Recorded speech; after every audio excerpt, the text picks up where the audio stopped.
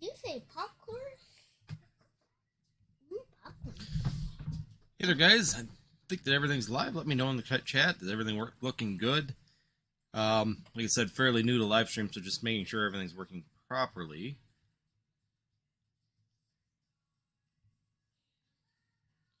So today, the reason that I really wanted to just get up with you guys and do things with you was just to go over some things that are happening. You know, there's a lot of stuff going on in the market, of course, but also just look at some things like what I look at when we're sitting here looking at the Pokemon market and what we're trying to decide to do. Jacob's here chilling with me a little bit. We're not going to be opening anything, but he just wanted to sit down and be with me today this morning on this.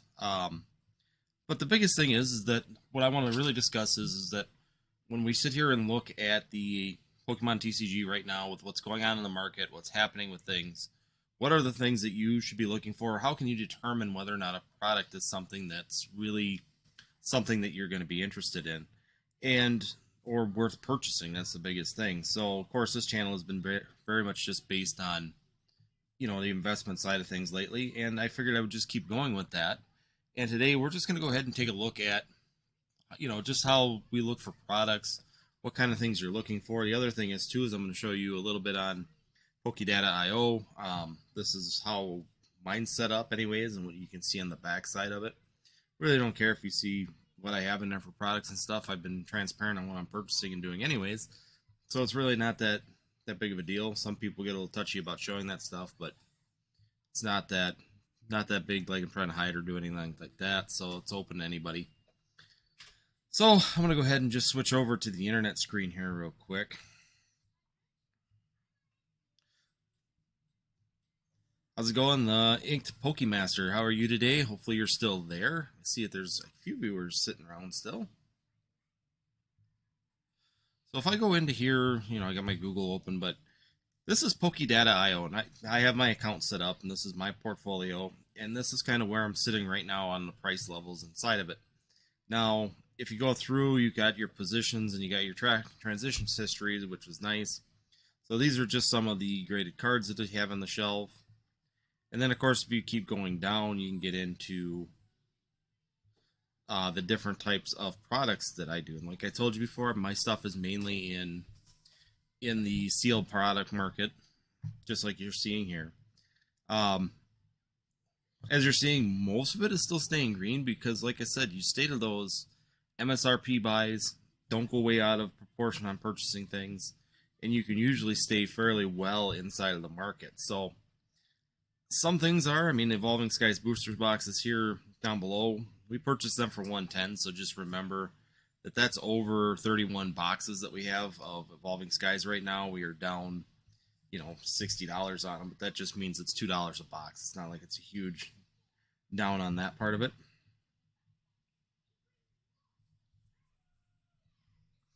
So the one thing that I did want to talk about today was just if you guys have any questions, things that you want to bring up, things you want to discuss. Otherwise, like I said, this Pokedata.io is a really good opportunity to really look at this stuff. The one I want to really look at, one of the guys that I work with purchased these. They're the Battle Styles Elite Trainer boxes. Bought 50 of them. He bought them for $29 a piece. That's just kind of interesting that even though they're still under MSRP because they were such a good buy, like when Battle Styles drop that low, even like Chilling Reign currently, it's really hard not to want to purchase these items because right now you can buy Chilling Reign booster boxes for I believe like $86, $87, and that's pretty much at what they're being purchased at. So once again, you buy those products that low, there's always the opportunity for them to go up. They usually will never drop below that price.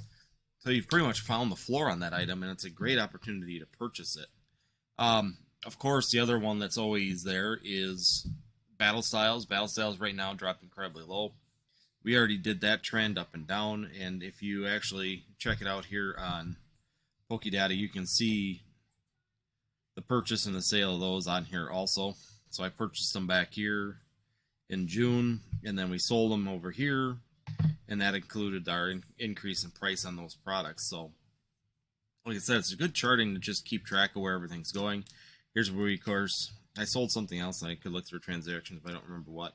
Sold something here, And then here we just purchased the Evolving Sky stuff, so it just kind of bounced up and down a little bit there, because probably going to see a lot more of these little spikes in our graphs, just because as time goes on, we're going to continue to purchase more in this market. It's a good time to be purchasing things in this market.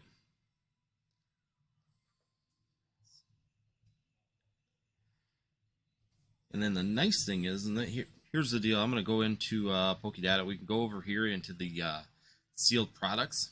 So there's sets and sealed products. Sets are going to be your singles and your PSA cards, 9 and 10, they keep track of.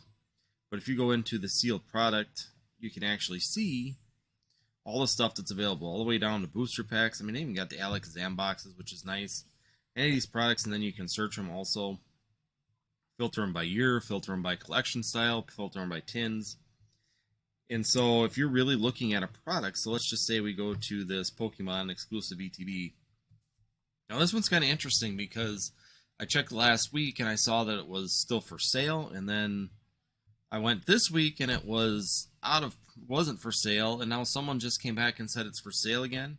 So I don't know if they're continuing to produce that, which would be really weird if they're just going to continue to go through, because Celebrations, they did make the promise that they would print all of that to death. Pretty much anything that anybody wanted, they would continue to print it, which is where it brings into the question, are the Pikachu, them little Pikachu figurine boxes up for bid?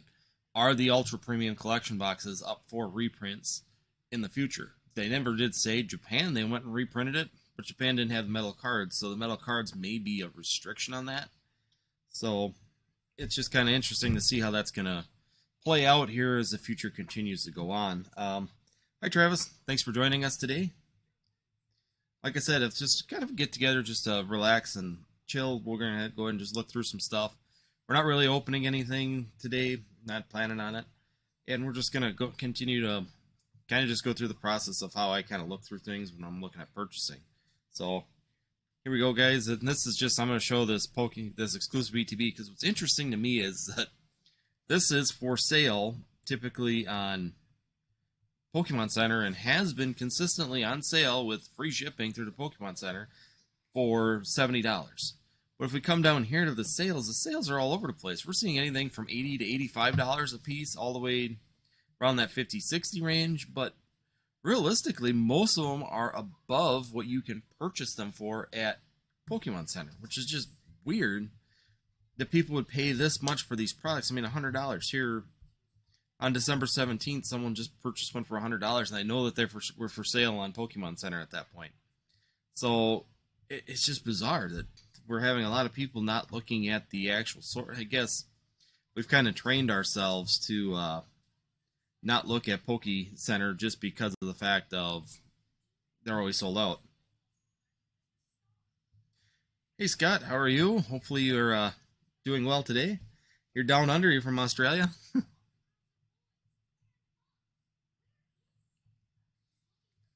But it's just one of them interesting products. Like I said, I kind of like watching these things.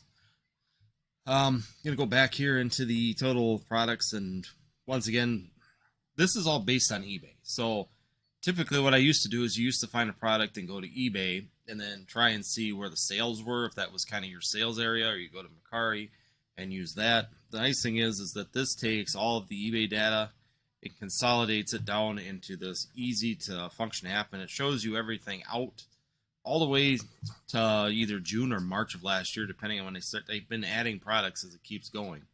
So as these products get released, more and more data is being put in for them. Of course, they started up last March. So a lot of these data points, for example, Chilling Reign booster boxes were from June. And if you go back to my thing, that's actually one of my losses is that, because I bought it when it got released, and of course now it's really cheap. But you don't know that when if you're buying them at $110 at release, that's still a fantastic deal. So anytime you're around that $100 to $120 on release date for a Pokemon booster box, you're in good shape. It's just there is so much. They completely saturated this market, and now we're just waiting for it to absorb this stuff. Chilling Reign right now for pricing, it's just crazy because, I mean, you can see a minimum sale of $70 here. You're averaging of $96, $97, and your max of $114. And what's nice about PokeData too is you can take these little bars and open them, and if you adjust those, it'll actually adjust your data points to that. So if I really want to hone down to like the last couple weeks, you can actually adjust that so you can see it. It's another just great tool inside of here to be able to really see what today's market's doing as we're going through.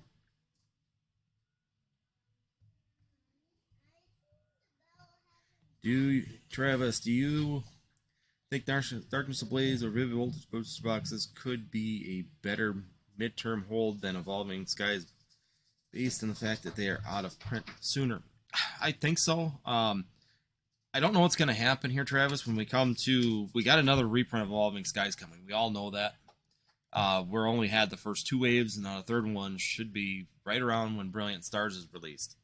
What I think will really determine on Evolving Skies is how heavy the print is for Brilliant Stars, how popular it is, because my theory is, and a couple people's theory that we talk about, is that what's going to happen is Brilliant Stars is going to run out of stock if they don't print enough. And people are going to have this money that they've been holding, and they're excited, they got hype, they got FOMO for that set, and they may pour into the other sets. Fusion Strike does not have a strong enough presence. I don't think they're going to go just as Fusion Strike. But Evolving Skies was the last set and has been claimed and still being claimed as the best set of Sword and Shield to date up until Brilliant Stars.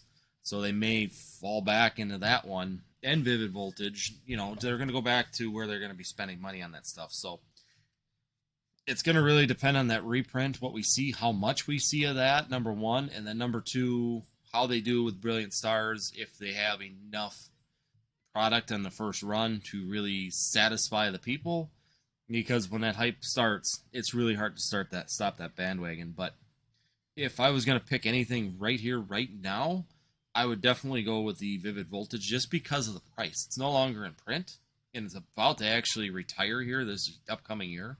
So you really got one more reprint somewhere in here, typically about 6 months before, 4 to 6 months before it's out of date or out of print. They'll do one more reprint of it, so you're going to see one more of each one of those sets also, but the price right now is fantastic on it. I mean, you're looking at Vivid Voltage boxes. Well, let's just check it out while you're on here. Let's go ahead and just check out Vivid Voltage. Because the last time I checked, they were around $109, which is, I don't think that set's ever been $109. I think that set, even from the day it was released, was running 150, 180, and it never really came down until all this market just started to just collapse pretty much. Let's see, we can go here. Oop, not that one. Over here. Oh, whoops. So if we go here, so what's our normal average price right now?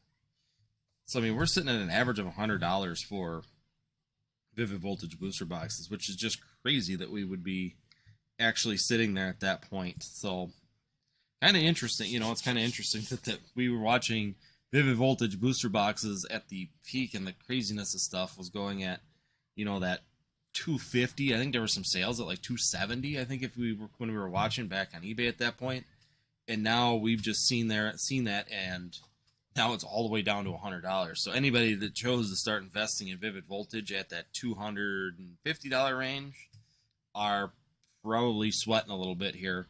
Personally, if it was me, depending on how much I purchased on that stuff, I would definitely be looking at buying some of these boxes $100 a piece and really trying to cost dollar average this. I mean, you could probably see that box set go back up to MSRP fairly quickly. And this market is giving a good opportunity to do that. So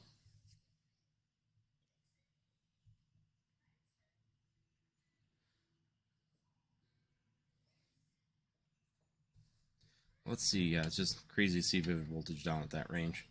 Let's check out Darkness Ablaze. It's been a while. I have Darkness Ablaze booster boxes, but I don't really...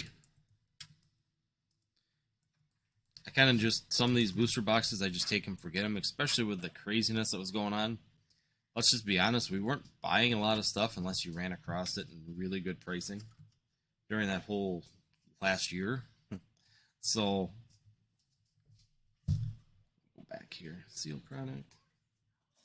See, and I think this is one of them I asked PokéData.io about because it was weird. I could not find a Darkness Ablaze booster box on here.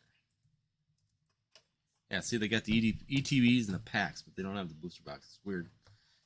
So as this Poké.io is growing too, they are really responsive on email and on Instagram. So if you do have questions, if you're looking for a specific product and looking for a time frame on it, you can definitely hit them up, and they will respond to you fairly quickly on that.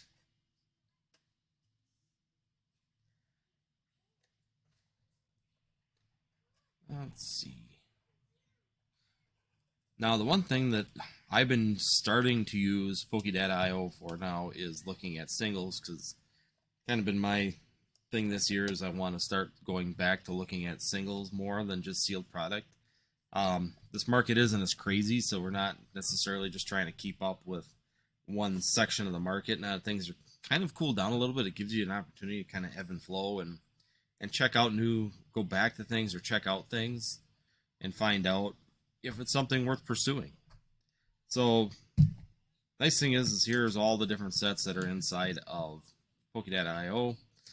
But a lot of times it's hard to see. So you saw me do the Charizard promo video or promo card video, and you saw me do like the Pikachu video. And a lot of times I don't necessarily go on here for that.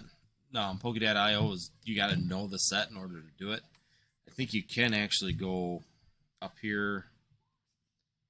I haven't tried that yet in here, but you can hit filter set, but I don't know.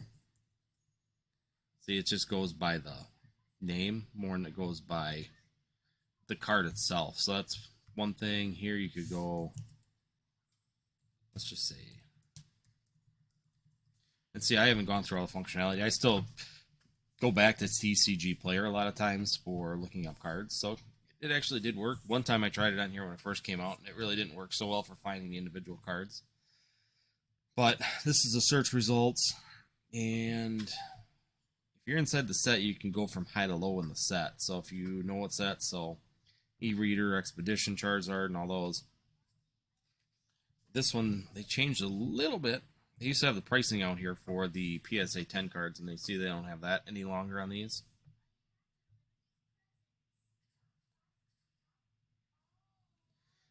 Hey, Valor.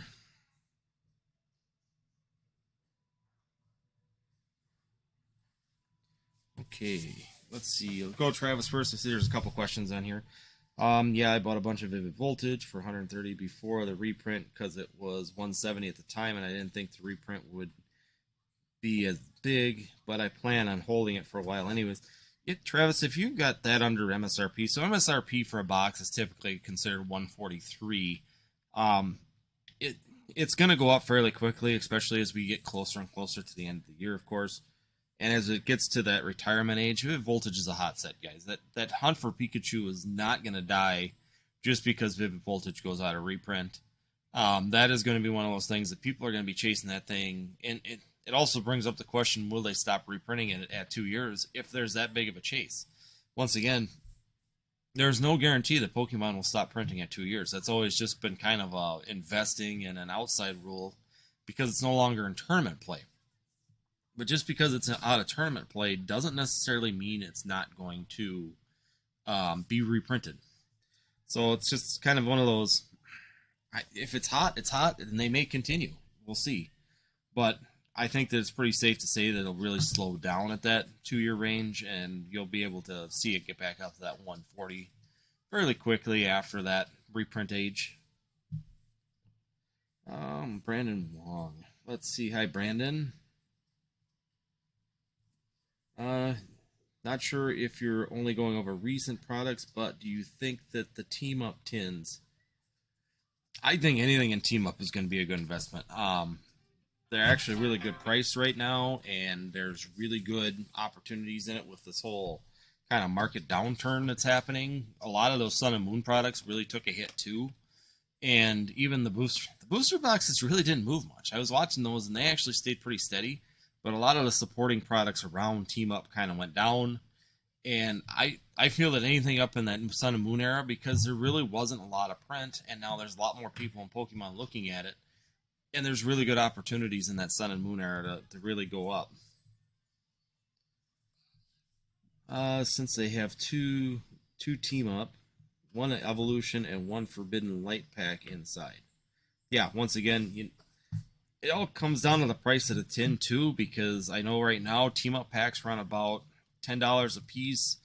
Evolutions typically have been running right around that $17 a pack price, and that Forbidden Light is still running about 8 to 10. So I don't see there being an issue with those. I think that they're going to continue, but once again, as this sets get older and as the products get older, you really do start to see a disconnect from every aspect of it. You know, the singles do the worst, the packs seem to sit there in the middle, and then a lot of the sealed product continues to grow faster and faster.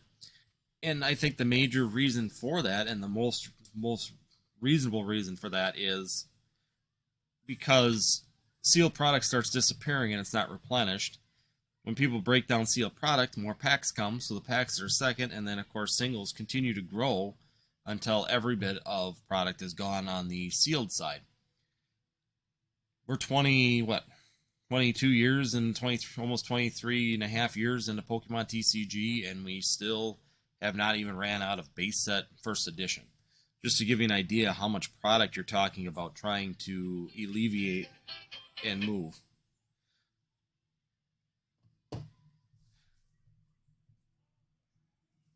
So, just an idea. I've got someone trying to call me here, so. But yeah, just to give you an idea, that's what you're kind of looking at when it comes to any kind of steel product. I think those team up, anything in a team up is going to do really well. That set's always been hot. The other one that would always be really good, really nice pricing would be the, now I'm drawing a blank on what it's called. Cosmic Eclipse. The Cosmic Eclipse, that's the other big set that I think is going to do rather well in the future, just because there's a lot going on. The pull rates are actually fairly decent for a box, and it's actually brought a lot of us back into it, even myself. You know, Hidden Fates and Cosmic Eclipse were really the first sets that we got into when he came back. Hidden Fates really started this uptrend, and that's what a lot of people, people worry about Logan Paul. I think Logan Paul is a real catalyst to this, and Logan Paul was a part of it, a small cog of it. Pokemon was already on a big uptrend with Hidden Fates and Cosmic Eclipse. Hidden Fates really brought people back into it and started that going up. And that's like a lot of people ask when you see all the stuff with Logan Paul shenanigans that are going on right now. Is this going to bring in a boom or start a scalping, or is it going to start doing this stuff? And the fact of the matter is I don't think so, because him and his influencers took a trend that was already going up, and they got behind it and they pushed. And they took a trend that was moving up and pushed it through the roof, with the fact that everybody had a ton of stimulus money and the ability to, put towards all of these products that they normally wouldn't have done because of the expendable income factor. That stimulus came in, people had tons of money, and people pushed it through. What do you think, Travis? What do you think collecting booster packs, art sets as an investment? I started doing it mainly just because it's fun, but also as a way to invest in older sets without breaking my wallet at that point. Now, are you talking the actual sealed booster? The pack is still sealed, or are you talking just the pack itself? Because if you're talking just the art, like the actual pack arts, some of the WotC stuff, yes, I think the WotC stuff will be really hot. In the future, it still is. I mean, you can sell like Team Rocket First Edition and all that stuff pretty regularly for, $50 to $75, especially base set. But packs go for almost $100 just for the pack art. But if you're talking about the talking about the sealed factor of it, the sealed factor is going to be it's going to be good. I mean, as you get older, of course, then packs are going to continue to go in value, but really you're going to be running probably the value of the packs. The only way you're going to do it is if you could somehow make a art or a frame or something to make it so that it's customized to accentuate that value of that set. Then I could see maybe it being more valuable, but it would just go by pack sets, I want to say, because it's not so big. The pack arts are not that big of a thing for people for collecting aspects. It's really just the fact that it's, just what could be inside of it, and people collecting the booster packs.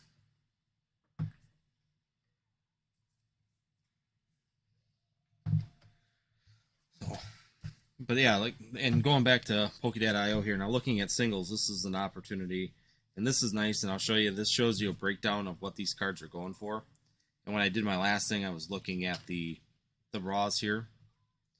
But the other one I use a lot too is TCGPlayer, of course. I could put in the thing. I probably should have a quick link, but I just type it in. I'm going to do the expensive route and cost people money because I hit the ad. But a lot of these you can just type in here, You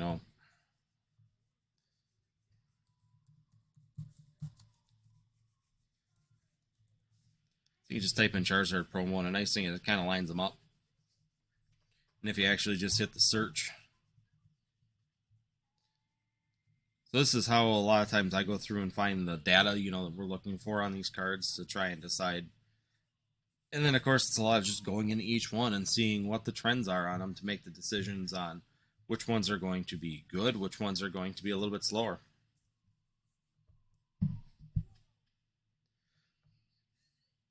It's like that video, like my video on the Charizards. You go in here and you can pick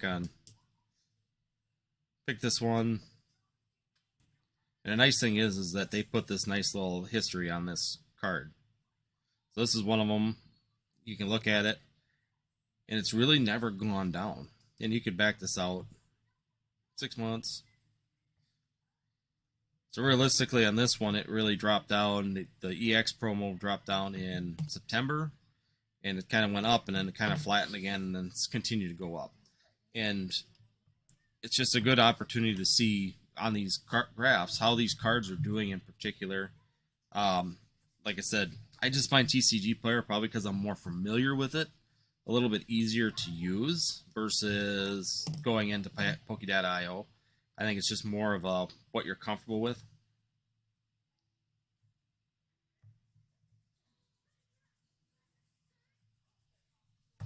This is one of them that I actually had on the list. And if you look,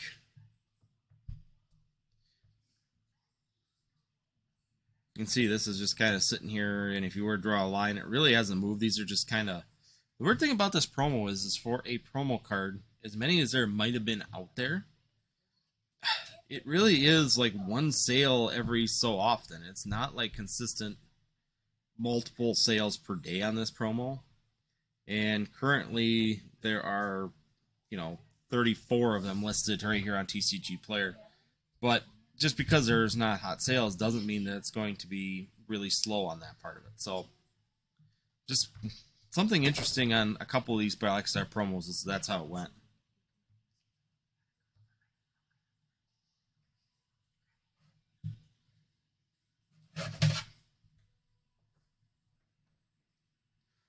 Hopefully this thing isn't lagging too bad. How's it look?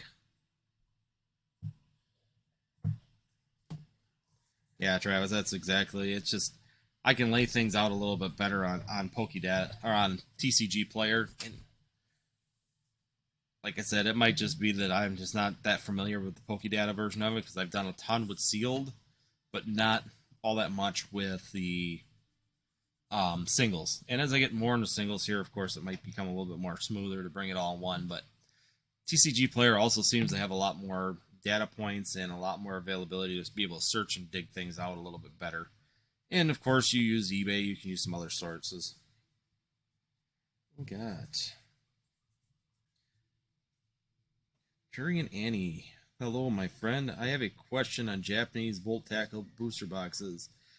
Be as valuable as Vivid Voltage. Volt Tackle, I think, might actually stay equivalent or close to it. It always seems like English versions do better, but I know Volt Tackle really wasn't. Let me see if it'll come up on here. Won't. Japanese always seems to fall behind, but you got to remember it's a smaller market compared to the United States, so it also makes sense. A lot of people wonder why Japanese don't stay equivalent with English, but the market is considerably smaller than the English market itself. So if I go in here, just make sure I'm typing this wrong, right? It's Volt Tackle. Just gonna make sure.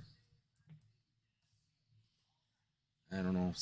This is that's one downside about Pokedata is Pokedata tends to not have all the Japanese sets in here yet, and I did send out an email to them about that, questioning that, and their goal is to try and finish everything on the English side, and they try and keep up with the new stuff of Japanese that they've moved forward with, but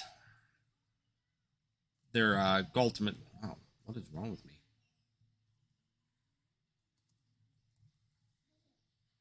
Let's just do this. What tackle? Apparently I can't talk and type right now. It's Sunday. So, for example, right now, actually, the Volt Tackle boxes are running higher than Vivid Voltage. And that's simply and mainly because of the fact that it is not in reprint. Japan tends to do minimal reprints on that stuff. Do I like I like Dragon Ball. I haven't gotten a Digimon since it came back. I know old style Digimon, but not the new stuff.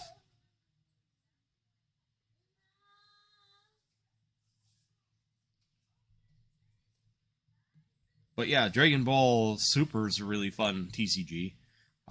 Interesting artwork, and actually it does fairly well actually for pricing if you consider the price per booster box and booster packs to actually the cards inside. There are some really good opportunities in there for some really good investment. Number one, and number two, just some really nice singles inside of that set to pull out and make a little bit of money on those. Because from what I've been seeing on the latest version of Dragon Ball Super, the booster box almost guaranteed a secret rare that is almost the exact same price as the booster box. So, great opportunities inside of there. And like I said, Digimon, I haven't gotten into new Digimon, and I really haven't gone back and traced old Digimon. I don't know. Wasn't huge in it before, got involved into it when I was younger, but really haven't had the time or the resources really put towards looking at that one yet.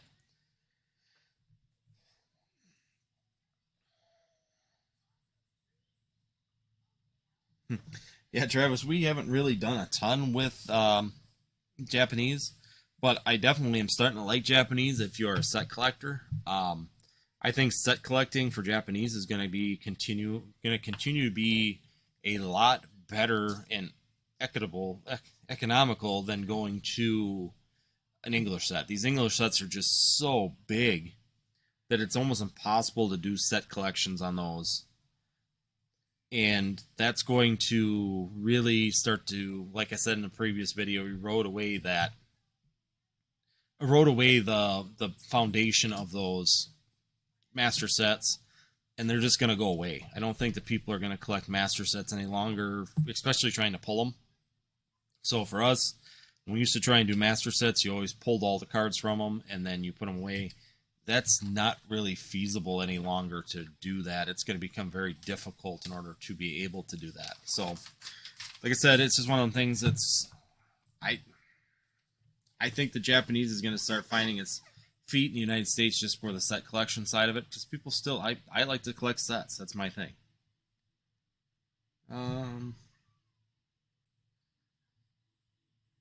What a PSA 10 Charizard. And Leonhard Broken Ice Hollow for 100.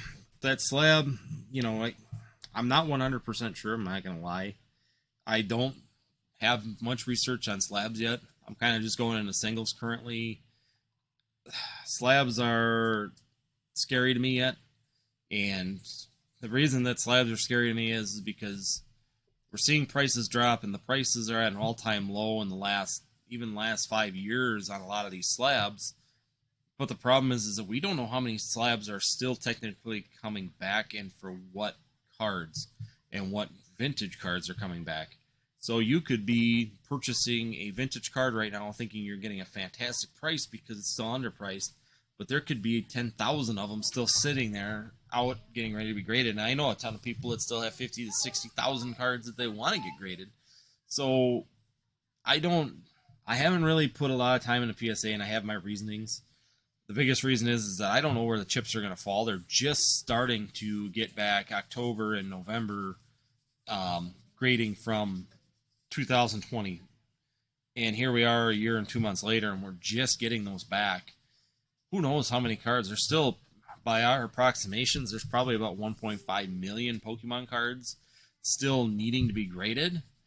And then we probably think that there's probably the equivalent of that still wanting to be graded, depending on how these graded cards come back. So I've been kind of backing away from the PSA stuff. Still, I watch it, but I really haven't tried to do any predictions or anything on that yet. Let's see, Elo. If you still see UPCs in stores, should I still grab it? Absolutely, that ain't even a question.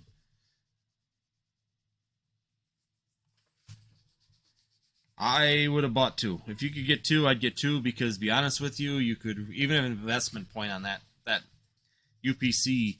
Look at it like this. Right now they're going for $140 and $100 to $150 pretty much all day for sales on those. If you bought 2 of them at MSRP at the 120, you could have sold one and got rid of any exposure you had on the second one. So you'd pretty much be sitting on a box for free, just taking up space, which is where you talk about getting rid of exposure in a market. That's exactly what you should be trying to do as much as possible. So if I could get them, I would buy 2 of them and then sell one right away, just to limit my exposure on that product. Personally, with the price of that gold card, unless they do a massive reprint here in the next year, that set is going to go for $1,000. I can almost guarantee within another 5 years, those are going to be selling for $1,000 plus a box, just because of what's inside of it and what you're getting with that item. I mean, I don't like it personally. I think that there was definitely better ways you could have gone with that box, but just because I don't like something doesn't mean that the market's response isn't right or isn't what it is. Once again, Eagles, it depends on how long you want to sit on it. If you were looking at that box for $700 and you got 3 of them, the way that box is trending, I mean, you look at the stuff inside of it. I mean, if you wanted to get out of it right here, right now, the value of the items in the box is over $350. So the gold cards alone make up almost the 240. The 4 packs, 4 pieces, 4 cards inside of there are already about $260 for those. And then you go and throw on the packs and everything else inside the box, and you're already over the $240 range on those. So even at $700, I don't think was dumb. I think it was a little bit more than I'd be willing to pay. I'm still questioning. I want one. I want to put one for investment because I know it'll be a good investment, but I really don't want to pay $240. That's just kind of where I'm at. I've been just kind of waiting to see if Pokemon's going to pull what we thought might happen, which is a print to order type set.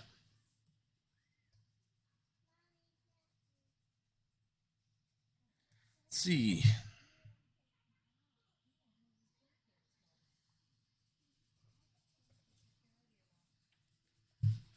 Let's see. You bought a Shining Legends Raw. Oh, hold on, I missed the question back here. What was your view on the 2016 Let's Eat Pikachu blister pack, value-wise? That's a new one. Let's Eat Pikachu. Huh. Honestly, I haven't seen that one. Might have to look it up. But I'll look at your other one, too, while we're at it. We got I bought a Shining Legends Raw Mewtwo GX for $10 that I overpaid. Well, let's look right now. So I can go back here.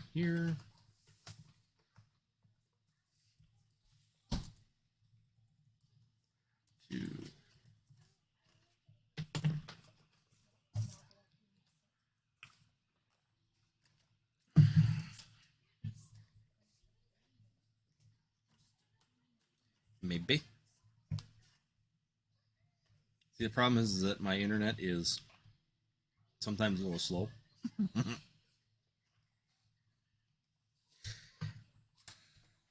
Let's see. Well, that's loading.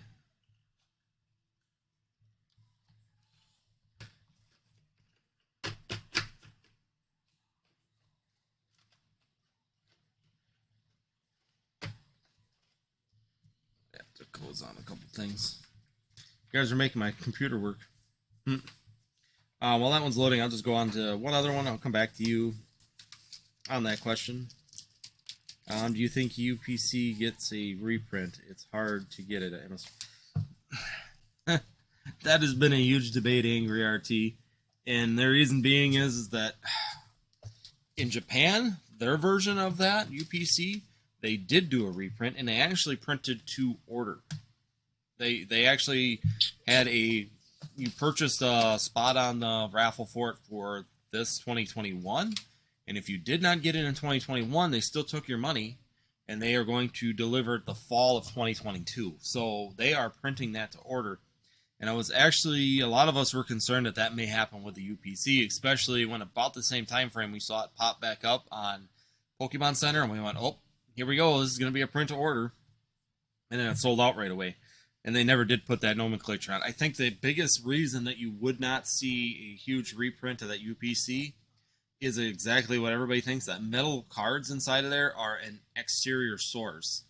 And if that's an exterior source, it's more difficult to get more of them consistently in order to actually make more of those boxes.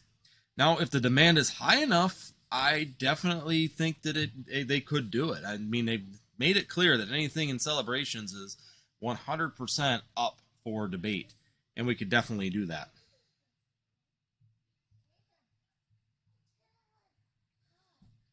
Okay. Here we go. Now you got the Shiny Legends one, right? Wow.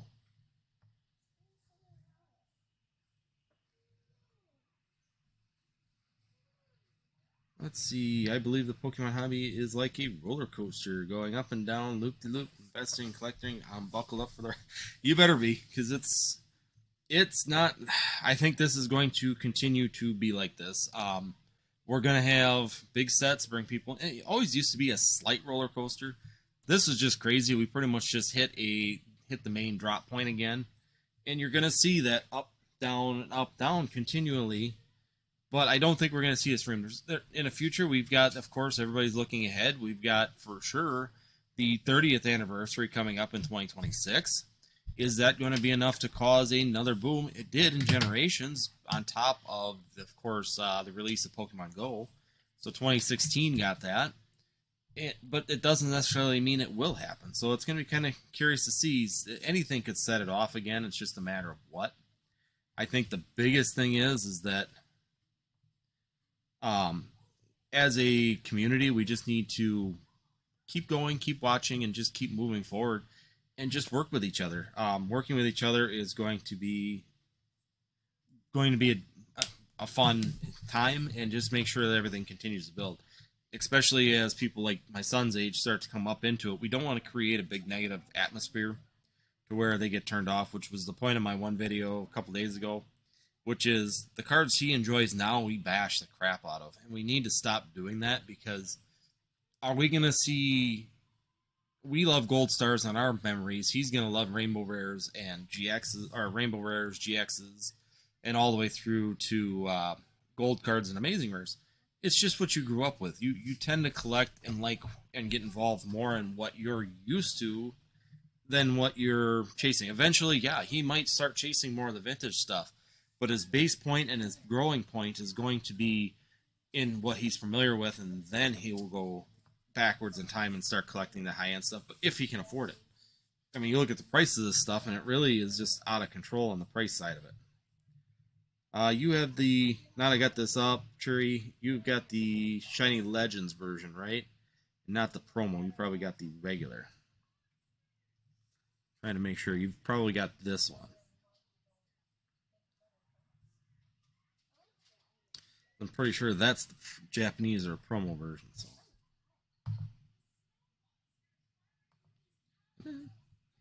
Wow, this thing's going slow today. All right, let's see. We'll keep moving. We'll get your answer, Cherry. Remember, today's modern is tomorrow's. Exactly. I mean, it's just a matter of when. I know you're getting that debate with a lot of people. What's vintage? And a lot of people say WotC's was the cutoff for vintage. I still say that there's probably 4 classifications. There's original, there's vintage, there's modern, and then there's ultra modern. And I always say ultra modern is within the last 2 years. You've got modern, which was in the last 8, and anything outside of that 8 is going to be your vintage.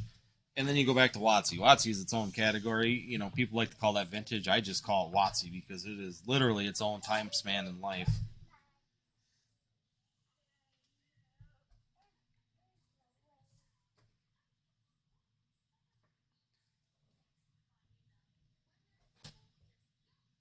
Just based. I might not be able to get you. I might have to message you back. Oh, there we go. It did pop up. Yeah, I mean, you did. Raw is about 836, so TCGPlayer market's about 12, so I think you didn't do too bad on that card. Sure, I think that card's going to do extremely well, with that being the set card for it.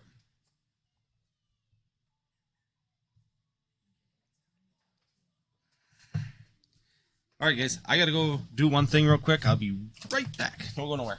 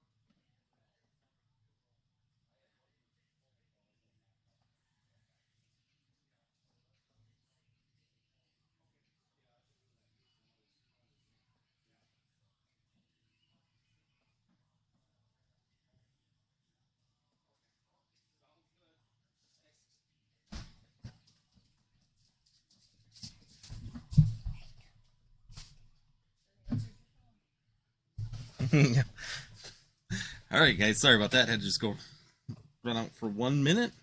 Where are we at? Just based on classic market trends, we should prepare to see Pokemon continue to trend. Yeah, I absolutely agree, Travis. I think Q1 and Q2 of this year are going to be a downward movement still. Graded cards, all of it. I think some cards are pretty much bottomed out into the lowest that they're going to go. But I'm with Travis. I think the next 2 quarters are really going to be a continued down. And I think when the rest of the graded stuff comes back, you're going to see singles really start get drowned out, especially in vintage, because people are going to decide, I can't make money on these graded cards spending $20 to $15 a card at, PSA. So they're going to dump all of those graded singles, or those already cleaned up, ready to go singles, into the market and not grade them. So you're going to see vintage kind of get flooded out more and more. Best tip to keep Pokemon sealed products closed. I'd rather open it, put it in a storage unit away from your house. That is my #1 tip on that, is if you get it away from your house, they're less likely to open it, or B, put it someplace where you don't see it every day. Because if you see it every day, you are going to have the issue of it getting opened, because you're going to continue, which is where I say a lot of people like to say people have the stuff stockpiled. Yeah, they might, but they're not going to want to open all that up. They're going to want to open it up, and it's going to continually get opened up and open and open. A lot of people don't have the ability to keep their hands off it, what we call diamond gloves or steel gloves, and leave it. When will Champions Path ETBs ever grow in value in 3 years? I think you're going to see a pretty good movement on Champions Path. I mean, they have not done a reprint on that, which is amazing to me. But it really wasn't a popular set when it came to tournament play. So is that going to be the thing? I mean, are we going to see tournament play dictate whether or not that set's reprinted? I don't know. I'm actually surprised we haven't seen any major reprint in that with this whole big grouping and stuff. But if it doesn't, I predict that this will start to move back up. It kind of dropped out just because everything fell out in the market and a lot of people got rid of them. Even we were picking them up for $70 a piece, $65 to $70 a piece, and putting them away for the investment factor. I mean, what other set do you get a full art Charizard automatically, and then on top of it have a chance at 2 other Charizards inside that set? So it's definitely great opportunities inside of there. I pre-ordered Arceus Legends from Amazon, and I'm not 100% sure if I want to keep the order. I think the card looks great, but I'm not really fond of Japanese cards. To be honest with you, if you get it, Elo, I think you'd be able to sell that right back into the U.S. market because a lot of people did miss the pre-order on that. So if you do get it, you could probably resell that one fairly quickly just because Japanese does sell fairly well in the U.S. market, especially that pre-release stuff.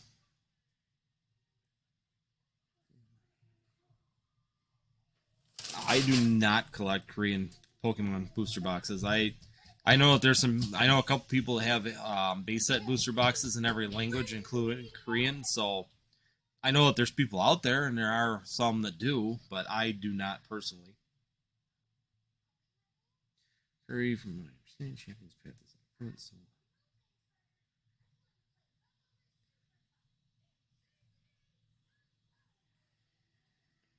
Okay, let's see. It's tempting. Yeah, it is very tempting to open sealed product. It's very difficult not to want to open it. It's Pokemon Collect. See, I don't know. I mean, Curry, I know we go through it a lot, and we sit there and talk about it. I know a couple of us talked about this. Is it really worth opening or investing in all languages? Some languages just are just made because they sell it in that country, and even in their own countries, there is no value to it. I mean, it's actually really slow, and I don't know if you could go back to like base set and something like that, and maybe find an extinct language that Pokemon no longer makes for. I think that would maybe have a little bit more value or be a little bit more of a cool factor on it if you could do that for sure. I think that would be where things would really be. Because it'd be really cool to find, I don't know. I just haven't looked through all the languages. I know that there was French, German, English, Spanish, Korean, Chinese, and Japanese for sure. I thought that there might have been one more. Maybe Italian? There was an Italian set. But yeah, I mean, there's a possibility for some. That'd be kind of cool. Get an extinct language in Pokemon and collect it. Yeah, already I'm with you. I prefer Japanese and English, and like I said, if I'm going for set collection, I probably prefer Japanese just because you could really specify on a set. So, for example, Evolving Skies, you could have specified on Eevee Heroes or Towering Perfection or, the other one, which was Jet Blue or Jet Blue, something like that. But you could have really specified down on that.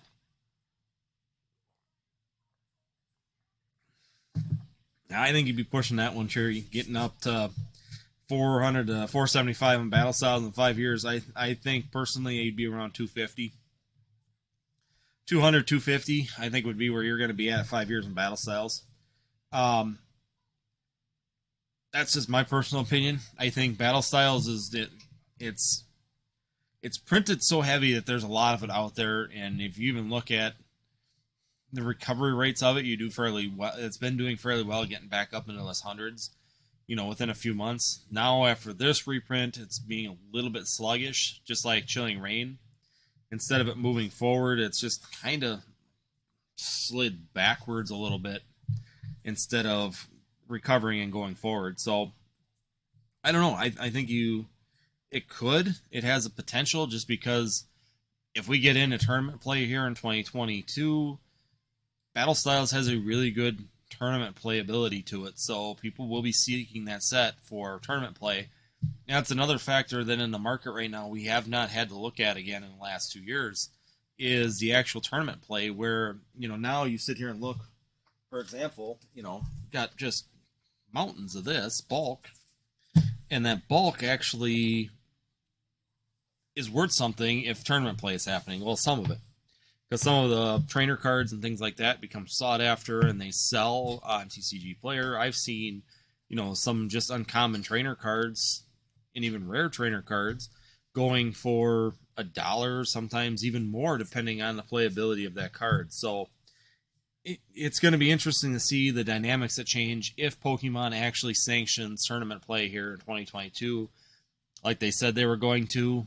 I know Omicron and this new COVID stuff has really made some places start trying to shut things down again. So we're going to have to see. Hopefully they bring back tournament play, because that's going to bring a new investment dynamic to things.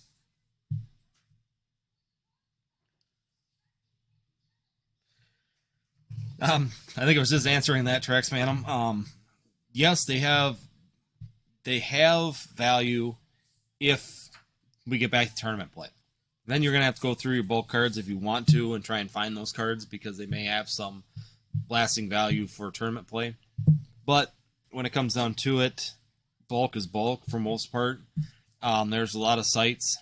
The Coliseum is one of them, and there's also, what's the other one I use? There's like 3 or 4 of them that I kind of search for. And actually, what I've been watching for on Facebook, there's been a guy that's been actually advertising every once in a while. Once a month, it seems like he comes on there and advertises 5 cents a card for bulk for, commons, uncommons, and then he's got a price scale, but it's actually the best pricing I've seen has been that guy on Facebook trying to get it. So definitely an opportunity to go watch there.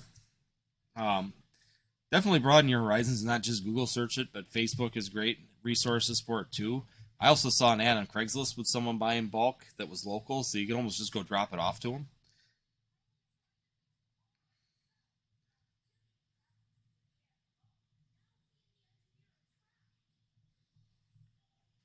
Actually, you got a really good price on those Mcdonald sealed. That's the whole sealed box of them, the big box, for $500. Yeah, you got a great deal. They're going for about $1,100 right now, guy. So $500 was a very good deal on that. So yeah, I would say you did good on that one.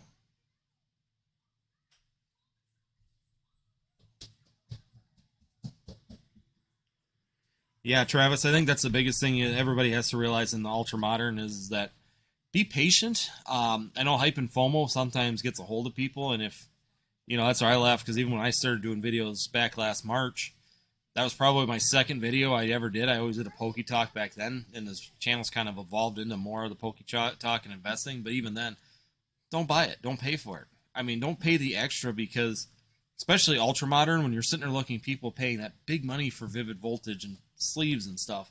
We were seeing sleeves go for $10 to $12 a Vivid Voltage sleeve, which is crazy.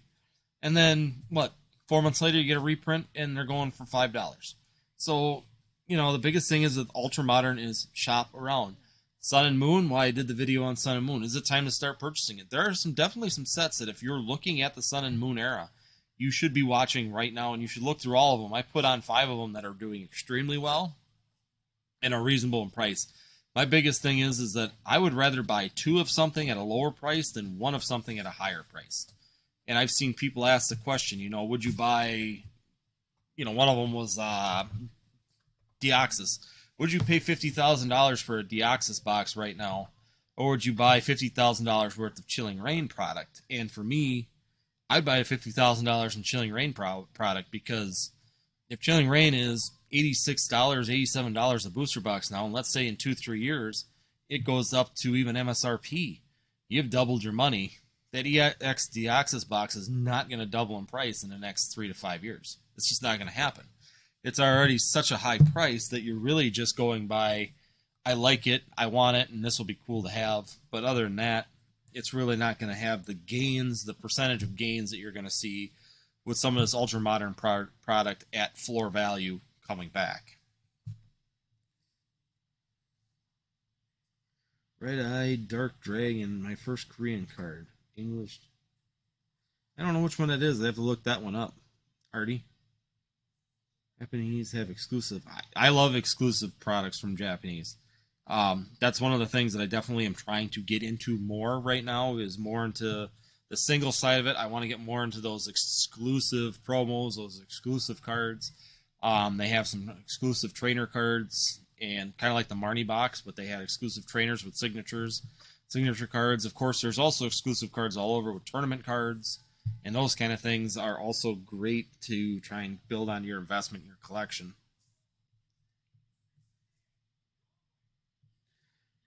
I think the main thing just joined, so I'm sorry if you've covered it. How do you feel about Japanese cards for investing? Japanese are going to, depending on the sets, I think that they'll be really good toggles. Japanese is a great investment if you're if it's expensive for English, you can buy the Japanese counterpart. It's a little bit cheaper, but they still move pretty congruently to each other. So if the English goes up, the Japanese usually follows right with it. So if you think that it's going to do well in English, typically it does do well in Japanese. The only thing is that their market is always a little bit less, and the major reason I want to say why is the fact that they're dealing with a smaller market group versus English. I mean, English, you're dealing with 4 continents, with Australia, US, Canada, and UK, and Japan, you're dealing with an island. So you're looking at the population and the amount of movement. It's always going to, in my opinion, it's always going to stay behind, except for on those exclusive promo products and exclusive products that they have in Japan will, of course, do extremely well in the market. You know, Crimson Invasion it gets a bad rap, but in general it does really well. I even look at Steam Siege. People like to sit there and bash Steam Siege, but it still does really well for booster box. I mean, booster boxes are still going for $280, even though people claim it's the crappiest set ever. But I don't know. It just kind of shows that no matter what, sealed product continues to seem to move forward, regardless of what happens or how bad it is. I mean, Black and White, it's voted the worst set ever in Pokemon TCG history, pretty much hands down, and that box still goes for about $1,800 to $2,000 for that box. So, a booster box. So, yeah, you held on it for 8 years. If you bought it for $110 back then, it was probably $100 a box. How much money did you just put away in 8 to 10 years? It's just crazy to think about how these products continue to move. Yeah, Artie, I thought it was a new Yu-Gi-Oh card, but I have some with Yu-Gi-Oh. My brother does Yu-Gi-Oh, not me.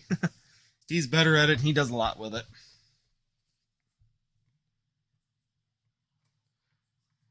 Okay, so he just said here, so what gang just came back and said they're $700 in StockX? Still $500, $700 is a good investment in my opinion for 2 months. But I have seen them going for a little bit higher also. StockX didn't have them a couple of weeks ago. Actually, about a month ago, I was looking because I was trying to complete my set, but all I can find was boxes, and I'm not paying buying a whole box to complete the 4 cards I need. Let's see. Where are we at?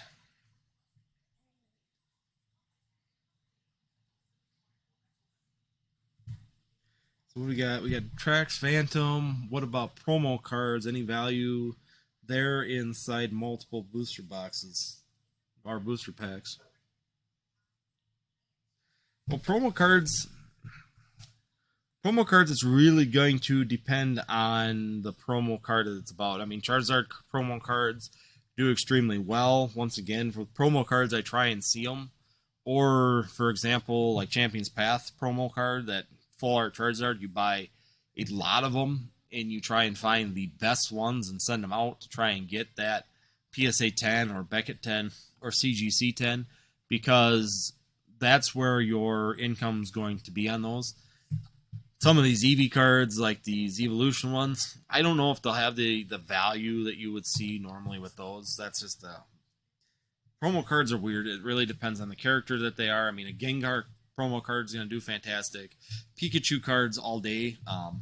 I always say I got that Pikachu Shining Fates Pikachu V collection box. I think that box is going to do fantastic, guys. It's Pikachu. It's a great promo.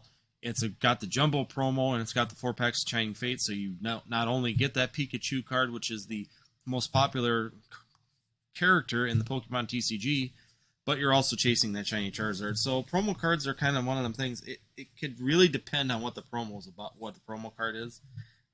There's a lot of Japanese exclusive promo cards that are fantastic. And once again, the second you start putting that exclusive tag on something, it's almost automatically more valuable because of that. Let's see. Any value there inside multiple? I don't know what you mean by that one, Trax Phantom, with the side multiple booster packs. Maybe it's typo and I'm not quite seeing it. I bought McDonald's case from the next door neighbor who manages with the.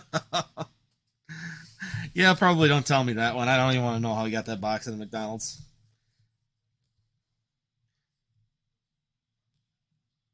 Yes, I agree. I love that. You know, I'm not a huge Gyarados fan, but I do really like that Rainbow Gyarados out of Crimson Invasion. I think that that's the only other Gyarados cards I really like are the Red Gyarados or the Mega Gyarados from uh just had to Breakthrough.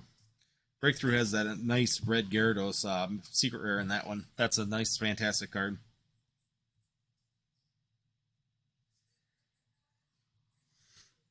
Yeah, I wish I only owned 5 of those guys. I think I actually looked the other day and I think I got like 18 of those Pikachu V collection boxes. I think that they are fantastic, and actually, market wise, you can still catch them at Walmart every once in a while, which is kind of odd. I thought that they'd be starting to go away by now, but it,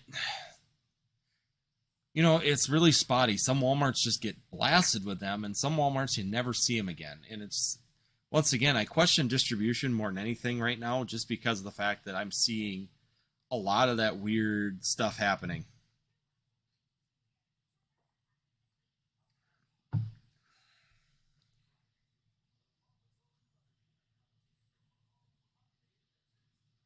I think that that deck in the future is going to do really well. That Pikachu and Eevee Broken Ice deck, um, just because it's two of the hot Pokemon. I mean, realistically, you got Jacob and my favorite Pokemon both on the same deck, and that's a very common favorite combo of characters. Those two have done extremely well throughout all the history of Pokemon TCG, especially for the starters. And then, of course, you got all the evolutions that come off of Eevee. And to me, that deck, even if you could buy it at MSRP right now and just put it away and sit on it, I think that you'll have some really good value in that deck over the next 4 or 5 years, especially as people like Jacob's age start getting older and into their teens. They're going to start looking for that stuff. They make good gifts and stuff for them to remember it.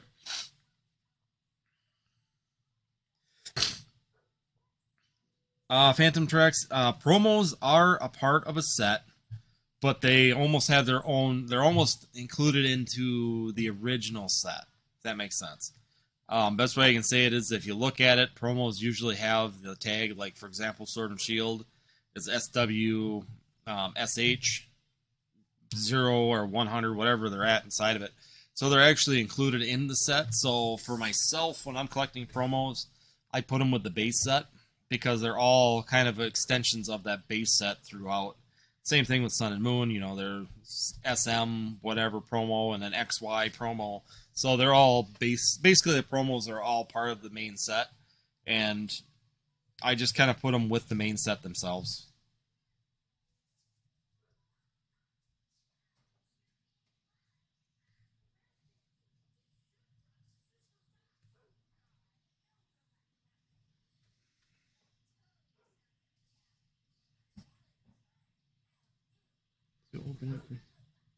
Wow, nice Sylvie Shark. We have not seen those tins. I'm going to be 100% honest with you. I've checked every Walmart, Target, and everything in this whole northern region of Wisconsin that I've stopped at, and I have never seen either version of the tins. Whether it's the because there's this version of the tin, which is that style, and then there's this version of the tin. I'm just taking the shapes, and I have not seen either one of those in our store. The only thing I've been able to get are the actual boxes. So luckily I do have the promo cards from them, but I have not seen the tin version of them, and I would personally like to get a couple of those tins and put them away, but haven't found them, haven't seen them. Can buy them online for way too much money and won't be doing that either. Celebrations is just going to be way too overprinted.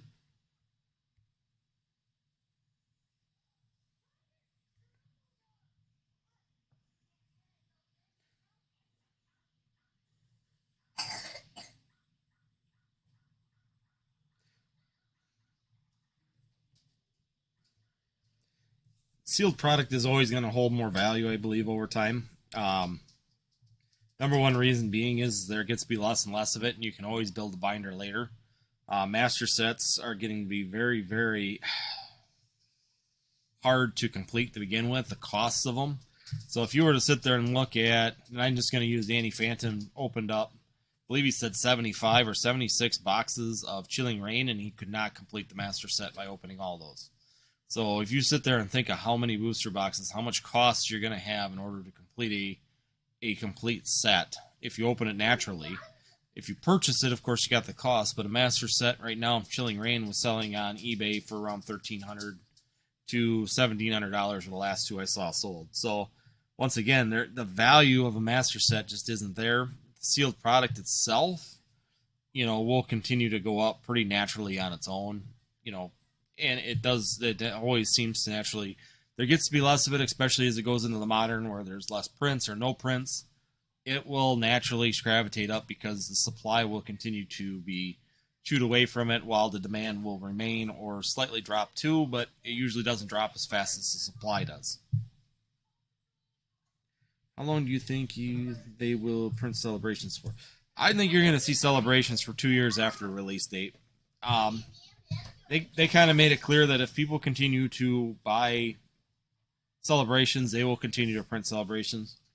I think you'll be able to find the ETBs, the standard stuff, the tins, the ETBs. You're going to be able to see what other product, the V-boxes and all that stuff. You're going to continue to see that for up to 2 years afterwards. I know a lot of people sit there and say, well, that doesn't make sense because it's a celebration, so why would they continue to print that? But it's just, that's what they said they would do, and I'm going to take it at face value that they will print that as long as people want it.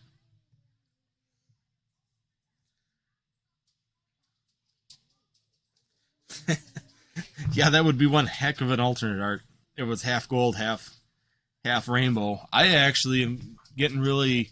If you watch TCG Funhouse, he had a really good discussion on Wednesday where they were talking about what happens if they took, how they did for Shining Fates and now for VMAX Climax, the black cards and then put the gold outline of the Pokemon on it.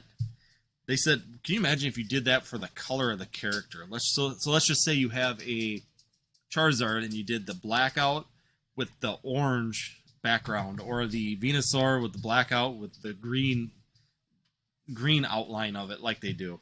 I think those would all just be hot cards if you were to do something like that. That would just be sweet to see.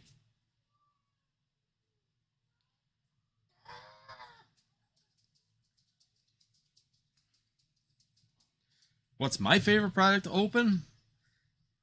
My favorite products to open are typically booster boxes. I enjoy booster boxes just because there's a lot of cards to pull, packs to pull. And actually, per pack, per dollar, it's actually the most reasonable in modern products. But we do open a lot of like the V-boxes and tins and things like that because those are going to hold the least amount of value in the future.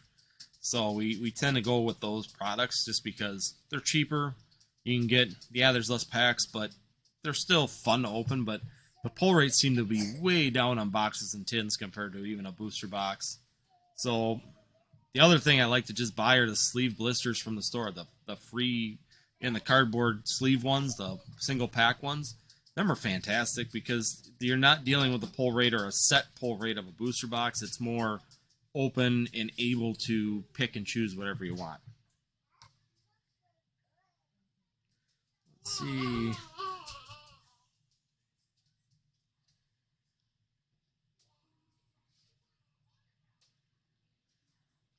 Wow, that's a good deal. I remember the tins. We could actually still find them every once in a while. This year they'd show up. I know the other day I was at Family Dollar or Dollar General, and there was some of those $10 tins, and one of them had the 3-pack blisters in it, and the other one actually had the actual 10-pack or 11-pack blister, 10-pack blisters inside of it. So it was really kind of interesting that they were selling either or at that point. And that was new. I've always seen the Dollar General tins always had the 3-pack blisters inside of them.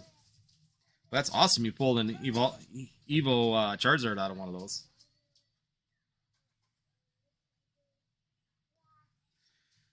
Well, the reason that I started doing the YouTubing was because Jacob was watching Lee and Hard in a lot of these places. I mean, I've always been doing investing even prior to that, but he was watching Lee and Hart and watching a lot of these shows, and he said, I wish you could do that. So I wanted to show him you could. It's not as bad as you think, but you know, it's good for him to do it like once a week. We found out with the openings because he's in other things. He's involved. He's playing. He's always doing things. And for me, I saw kind of a gap. Even back then, I was doing 1 day a week where I was doing Poke Talk and trying to talk about the market and tell people to slow down and not to be paying all these prices. And really, the biggest thing is for me is it just kind of evolved because those are channels and things that people were watching, and you guys have done fantastic at helping us with that.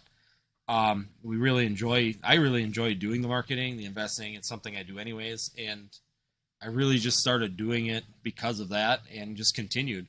We're going to continue to do openings. We actually just opened VMAX Climax. We'll be putting that out next Sunday, so that was a lot of fun. I'll open up that box. So, and that's really what's just pushed me into it is I want to help people, and you continually see these channels that just tell you buy this. They don't really tell you why. They just say, this is a hot product, buy this now and put it away for 10 years. Well, yeah, you put anything away for 10 years. But maybe if you put something away for 10 years, is there another product that maybe would do better, something you're not seeing?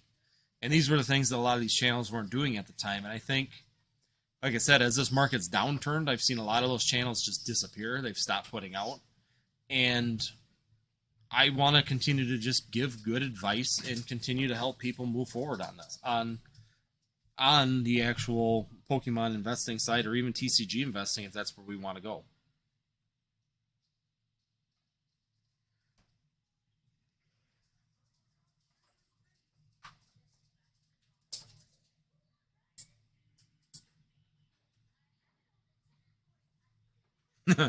How much money have I invested in Pokemon overall? Too much.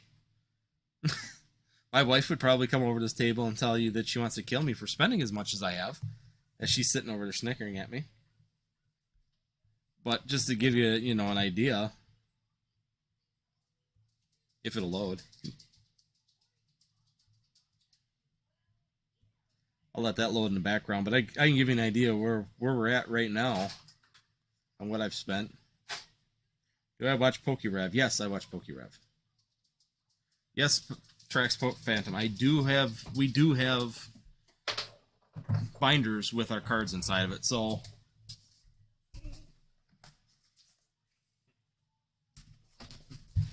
yeah, we have a few binders with cards in them. So I'm still a collector at heart, no matter what. Every time I open, every time I do stuff with Pokemon TCG, I try and collect the Master Set. I do try and collect it. That is my goal. I think as humans, that's just kind of natural that we will do that. So here you go. There's roughly, it's probably not that much, but I've actually spent, but this year, that's where our portfolio is at right now. And I know that's not all of it. I actually got some stuff that's not inside of here that I haven't entered yet, or I'm not going to enter it because it's collecting. It's more of my collection than it is actually going to be put up for sale. But this is really what I consider my portfolio to be at right now. For my collecting portfolio, that's actually my number that I'm looking at. So, and like I said, if you go down through here, I'm actually surprised at that Lapras. That thing keeps going up and up in price, and I didn't think that card would be that hot. I just liked it. There are some red numbers, but realistically, like I said, if you actually look at what I paid for these items, I stayed pretty true to, if I were to go in here, I stayed true to the fact that I'm going to buy them at MSRP, and I stay at that price, and that's what I'm willing to purchase on these. And it's done really well on, making this a secure deal. This one I do know, like Chilling Rain here is down a little bit because I did pay $110 on release. We go through, the only other one that's got a big number, like I said at the beginning, is this Evolving Skies booster box, but we paid $110 and there's 31 of them, so I'm down $2 in each one right now from what we purchased it at. So still not doing too bad on those.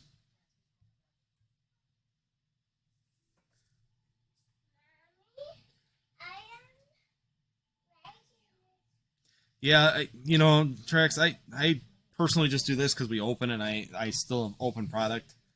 But booster boxes are definitely one of your best items just because of the space they take. And they are pretty much like a mutual fund too, because they have so many packs. You can break out the packs, you can sell the packs individually. If they go completely kaputs and a card is doing well, you could open them up and try and get the chase cards out of them. So they really give you a lot of options. Yeah, like I said, I'm about where you are, probably right around that range since the pandemic. I want to say since the pandemic started, but I've got that in the last 2 years.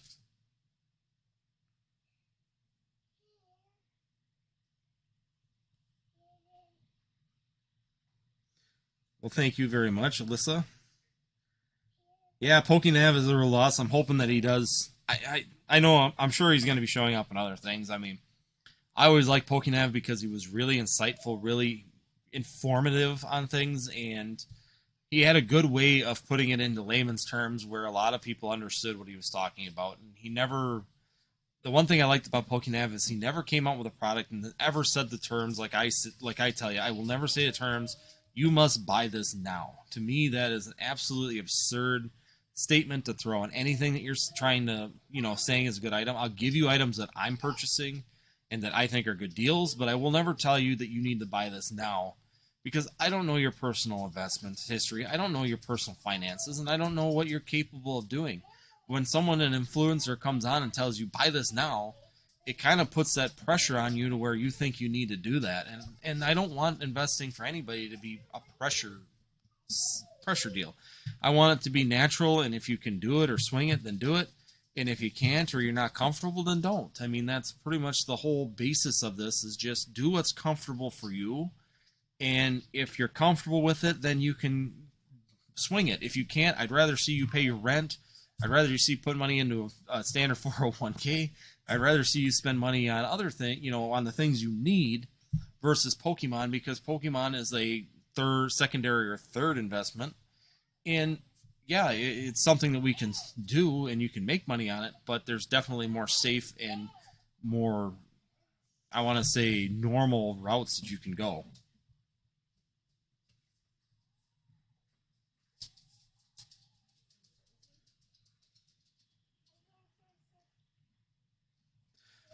So when I'm building sets, so for example, I try and keep them in the binders, but I try and be cautious because I always buy the D-ring binders. That way they don't dig into the cards. There's kind of the flat versus the round where they don't tuck underneath when they're stored. But after they get to a certain size, I'm disappearing on the side. Give me 1 second.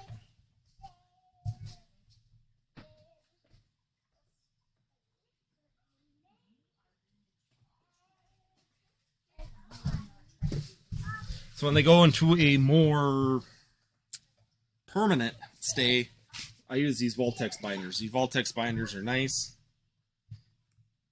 Let's do this. There, now you can see me better, rather than me being in the little corner.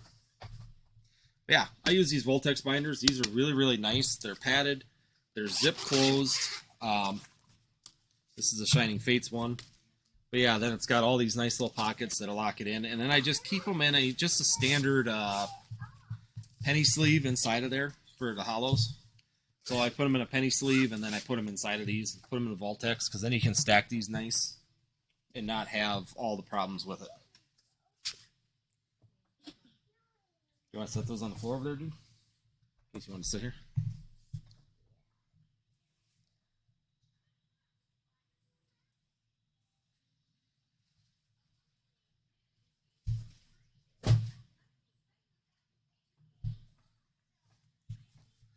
Well, I can do Angry RT. I can do more live streams. We used to do live openings where we do a live every Sunday for a little bit there, just trying out the system. The one thing that's going to be a big improvement for us is that we're hoping that we get Starlink here this month. We're supposed to get it, hopefully.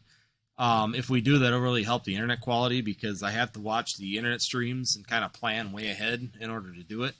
I got to reset routers, and this one's actually worked really well. Usually I have some issues with routers and stuff, and I haven't had that problem this time because, well, we had the power go out the other day, so I think it cleaned everything.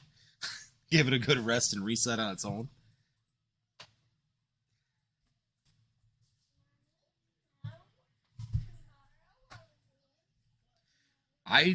You see, Trex Phantom, that's an interesting question. If they are out of print, so for example, Hidden Fates, I will buy booster packs over MSRP, but currently with the price of the market, in anything in the modern era right now, I do not buy anything above MSRP for packs. Everything from right now, you can go buy Sword and Shield and Rebels Clash in Dollar General for $3.50. You can buy, if I go really hunt around, you can find Darkness Ablaze, Vivid Voltage, Chilling Rain, and Fusion Strike pretty much at $4 a pack, sometimes $4.99, but $4, $4.25 a pack roughly at a lot of the stores. So it kind of just depends on what I'm looking for and if they're out of print or not. If they are out of print, of course, the MSRP kind of goes out the window because there isn't any you can buy at the store at that price. So then you start looking at the secondary market, and yeah, I'll pay over MSRP for packs if they're not in print any longer. But otherwise, I just wait because there's usually a reprint in the first 2 years of print pretty consistently.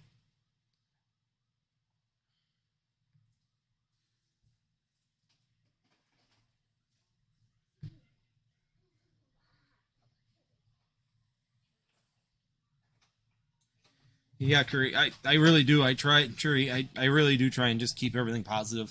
Even my, chats and stuff, I'm really happy with my community right now. You guys do fantastic of just, if we have discussions, if we're doing things, you pitch in. I got people who are giving some really good insight on stuff because sometimes I do get busy in the chats and comments, and I get back to, I think I probably answered 99% of them. I'm sure I missed a couple here and there, but I'd like to see when people jump in and really are positive on it. Nobody really knocks people down. Every once in a while it happens, but I really do try and stop that.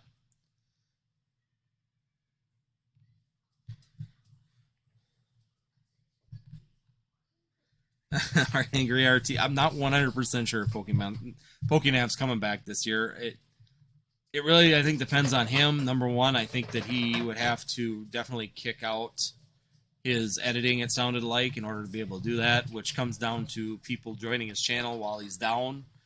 He did put that offer that if he could get 100,000 people to join his group or his community, that he would be able to pay for the editing, and that would take the load off to where he could do it. So I definitely think that that's something that's going to be coming out. He might come back, he might not, but I think we'll be seeing him on like Pokenomics with Squeaks and all them other people that he's always associated with. I don't think we've seen the last of him on YouTube. I just don't know how soon we'll see him back on his own platform and his own channel.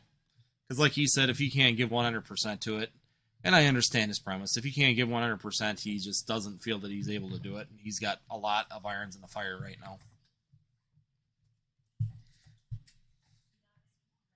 Okay, Trex Phantom. Do you think Logan Paul bought a fake? I don't know. That era of WotC with being the first print, if you go back to even Leonhardt's channel, they had the editor on there talking about how they operated it at Magic. They didn't think Pokemon was going to be successful. Magic's feeling on it is that they were not going to be a successful deal, so they did not give them a lot of money to operate. Even as an editor fact, they were having issues with they got, like you said, when I started as the first editor of Pokemon and Wizards of the Coast, they gave me a plastic table with a used computer and a wood chair for me to sit on because they thought that I'd only be in that office for the first print and that was going to be the end of it. So they never gave any kind of thought or part on that. Coming back to, I watched a live with Gary the King Pokemon and Pokeju, Logan Paul, and one other gentleman. And they came out and he said, well, of course, Gary the King Pokemon has a cracked box of first edition booster boxes. So he asked Logan Paul why he didn't come to him about it. And Logan Paul said he didn't know, which he actually seemed surprised that Gary had a cracked box. But and there's a lot of suspicious stuff on it too. So I don't know. I honestly think they're going to end up breaking that box open because regardless, if they don't break that box open, it's going to always have a kind of a dark shadow on it no matter what they do at this point. So they're going to have to open it. And actually, if you check out tomorrow's video, I cover that a lot more also. So it'll be on tomorrow's video. I really break that down a little bit on what the implications are of this on the Pokemon vintage world.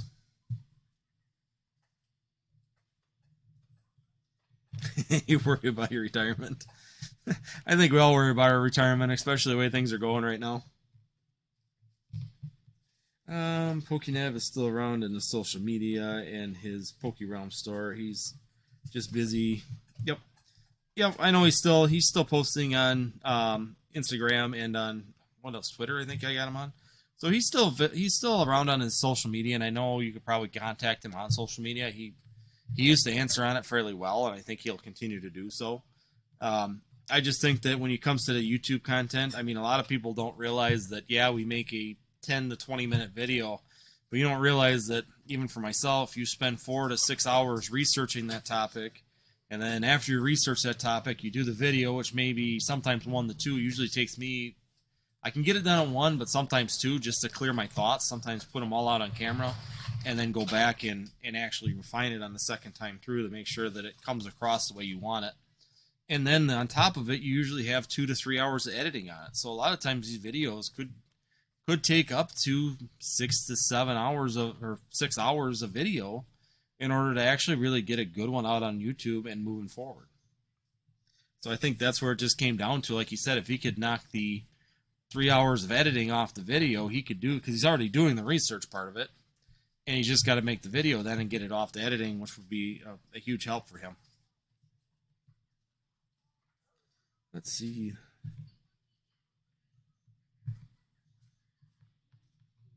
Yeah, I'm not a fan of other social medias either. It's hard to really get in contact and get a feel for how someone is on that.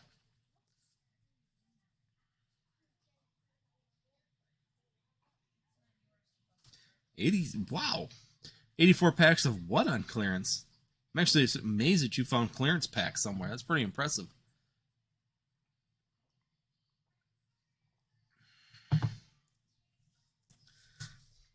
All right, well, guys, like I said, I just want to catch up to you guys on here Sunday. Like I said, it probably won't be the last live. This has actually been a lot of fun. It's great to just sit here and talk to you guys and get some of your questions out and have a good conversation on things. So, like I said, probably just call it quits for today. We're at about 1 hour and 45 minutes. If you do have any questions or anything, definitely put them in the comments below. And once again, if you guys are new here, be sure you hit that subscribe and that notify. That way you know when we're doing new things, and it really helps the channel out. Also, before you leave, if you are still here, be sure you hit that like button. Great, it helps us out a ton if you hit that like button. And it definitely gets our videos out more and more on YouTube as we're continuing to try and grow. Of course, we're trying to push that 1,000 mark. The 500 helped because now I can put out the notifications ahead of time and really get things like the posts out on the feeds. But the 1,000 would definitely open up a little bit more avenues to be in the community.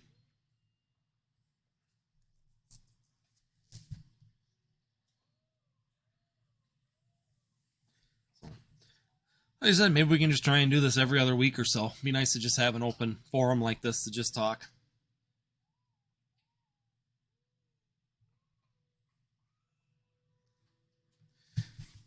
All right, guys. Well, like I said, I thank you for everybody for coming here. And, if you do enjoy this content, definitely check out the previous videos. And tomorrow's video is going to go over the implications of that booster box or that sealed case on the Pokemon vintage market. So definitely check that out tomorrow. It'll be good to hear or good to see what we're looking at on that part of it. But other than that, guys, I'm going to go ahead and sign off. Hopefully you guys have a good rest of your weekend, and we will see you next time.